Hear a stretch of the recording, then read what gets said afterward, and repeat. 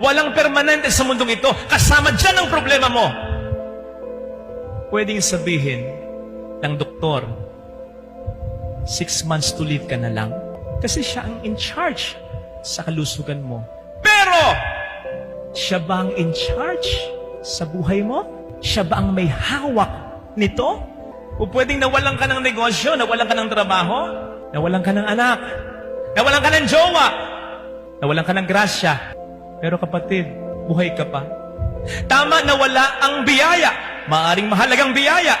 Pero kapatid, hindi nawawala ang Diyos na pinagmumula ng mas marami pang biyaya.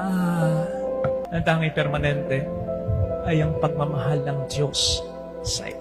Kaya please, huwag kang pasakop sa kahit ano o sino man. Sa Diyos lang na pinakamakapangyarihan upang kahit na patuloy ka pa rin pahirapan ng mga problemang iyong pinagdaraanan, sa loob mo, maka-experience ka ng kalayaan.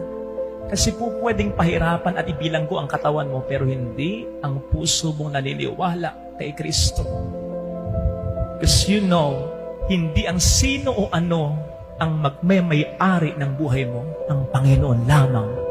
You are created in the imahe and image larawan of God. Ikaw, ang tao na nilikha sa larawan ko, ako ang nagmamay-ari nito. Kapatid, ha? Siyang nagmamay-ari sa iyo, siyang may plano sa iyo, siyang bahala sa iyo.